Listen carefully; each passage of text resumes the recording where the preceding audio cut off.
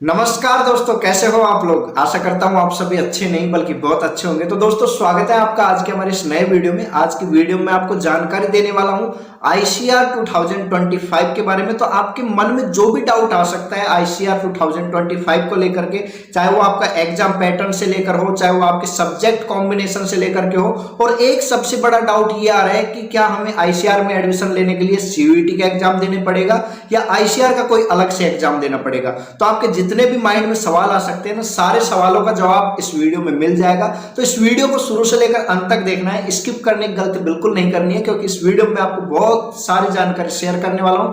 अगर आपने अभी तक एग्रो गूगल यूट्यूब चैनल को सब्सक्राइब नहीं किया है तो आपको सब्सक्राइब करके बेल आइकन दबा देना है, क्योंकि आपके एग्जाम से लेकर के आपके जब तक काउंसलिंग वगैरह सब कुछ कंप्लीट होके आप कॉलेज में नहीं पहुंच जाते तब तक आपके ये चैनल काम आने वाला है। तो आपसे रिक्वेस्ट रहेगी कि आप इस चैनल को सब्सक्राइब कर दें। चलिए दोस्तों, वीडियो की शुरुआत करते हैं। सबसे पहले अपन जान लेते हैं कि सीयूईटी वर्सेस आईसीआर। तो बहुत सारा आपको कंफ्यूज हो रहे हो बहुत सारे लोग यहाँ पे कि सीयूईटी का एग्जाम दे कि आईसीआर का एग्जाम दे, दोनों अलग अलग लगेंगे कि एक ही लगेंगे।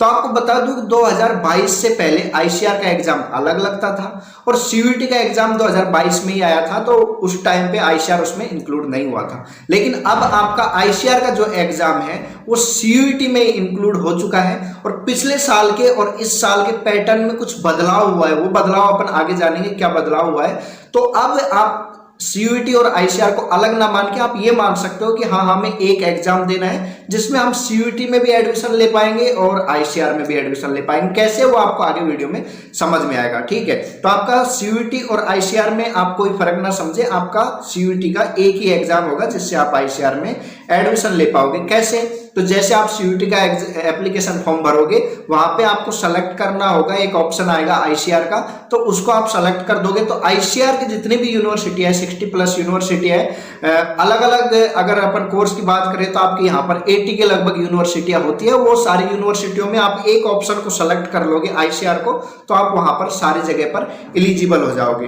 ठीक है, अब सबसे पहले यहाँ पर जो ध्यान रखने की बात की जरूरत होती है वो क्या होती है कि पीसीए वाले स्टूडेंट होते हैं, पीसीएम वाले स्टूडेंट होते हैं या पीसीबी वाले स्टूडेंट होते हैं, फिजिक्स केमिस्ट्री बायोलॉजी।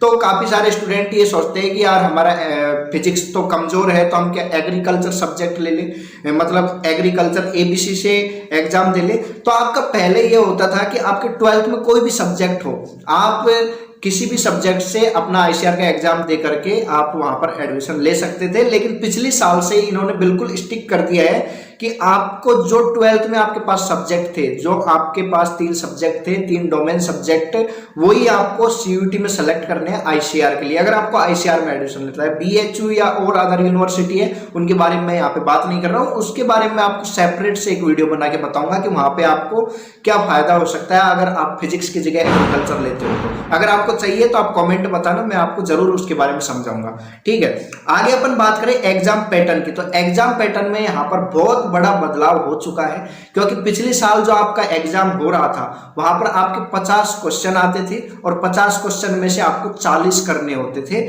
और आपका जो क्वेश्चन पेपर होता था एक सब्जेक्ट का, वो आपका 200 मार्क्स का होता था। 5 नंबर का एक क्वेश्चन होता था, और अगर आप कोई क्वेश्चन को अटेम्प्ट नहीं करते हो तो उसके 0 मार्क्स, और अगर आप कोई रॉन्ग क्वेश्चन अटेम्प्ट करते हो तो वहां पर आपके सही में से 1 नंबर काटा जा रहा था। आपका जो मार्किंग सिस्टम है वो सेम है, लेकिन यहाँ पर क्वेश्चन आपके 40 की जगह 50 कर दिए। 50 पहले भी थे, लेकिन उसमें से अपन को 40 ही करने होते थे, लेकिन अब आपको 50 के 50 क्वेश्चन करने हैं। और 50 क्वेश्चनों की जहां पर आपको 50 क्वेश्चनों से में से जब आप 40 कर रहे थे तो 200 मार्क्स मिल रहे थे, अब आपको वहां पर 250 मार्क्स मिलेंगे। यानी कि अपन कह सकते हैं कि आपका जो एग्जाम है, पहले आपका 600 मार्क्स का हो रहा था, 3 सब्जेक्ट, जब आप 3 डोमेन सब्जेक्ट सेलेक्ट करके एग्जाम देते थे तो आपका 600 मार्क्स का एग्जाम होता था। अब आपका वो एग्जाम यहाँ पर 600 मार्क्स के बढ़ा करके 750 मार्क्स का हो चुका है। ठीक है, आगे बात आपको समझ में कि ये आपका यहाँ पे बदलाव हुआ है। अब अपन बात करेंगे आगे कट ऑफ के बारे में भी। आपके जो ये मार्क्स बढ़े हैं, इसके बेस पर आपकी कट ऑफ भी बढ़ेगी, है ना। कट ऑफ बढ़ेगी तो मतलब आप वो ना समझे कि पिछले सालों से ज्यादा प्रेशर होगा, जैसा चलता आ रहा है वैसा ही रहा है ना। पिछले सालों में 3-4 सालों हो गए मेरे को अच्छे से देखते, जितना कट ऑफ जा रहा है उतना ही जाता है। ठीक है, ये कोई 2-4 नंबर का फर्क पड़ता है, लेकिन मिनिमम वहीं पर रहता है, उसी के आसपास रहता है जो कट ऑफ जाता है। तो अपन बात करेंगे कट ऑफ के बारे में भी। अब सबसे पहले अपन बात कर ले कि आईसीआर से अगर हम एडमिशन ले, देखो आपके मन में सबसे बड़ा सवाल ये आना चाहिए कि हम अपने स्टेट में एग्रीकल्चर की यूनिवर्सिटी, अगर आप राजस्थान से हो तो आपको पता होगा कि आपके स्टेट में 5 एग्रीकल्चर यूनिवर्सिटी है और उनके अंडर में बहुत सारी कॉलेज हैं।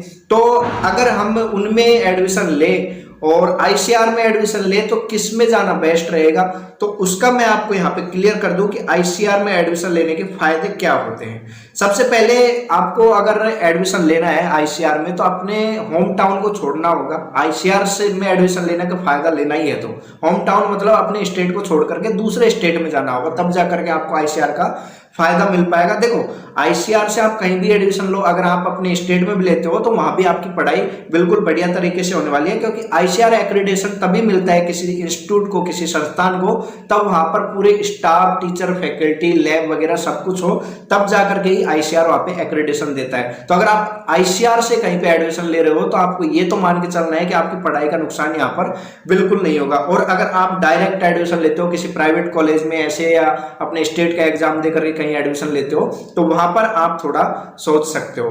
पहले क्या होता था कि आईसीआर एक्रेडिटेशन की बहुत ज्यादा वैल्यू थी, बहुत ज्यादा। इसका बहुत ज्यादा क्यों थी ये भी अपन थोड़ा समझ लेते हैं कि आपका जो आईसीआर के लिए पीजी का एग्जाम होता है उसमें वही बंदे एग्जाम दे पाते थे जिनकी डिग्री आईसीआर एक्रेडिटेशन से हुई रहती थी, मतलब जिनका यूजी का जो डिग्री है वो आईसीआर एक्रेडिटेशन वाले इंस्टीट्यूट से हुआ रहता था, वही लोग यहाँ पर एडमिशन दे पाते, वही यहाँ पर इस एग्जाम को दे पाते थे।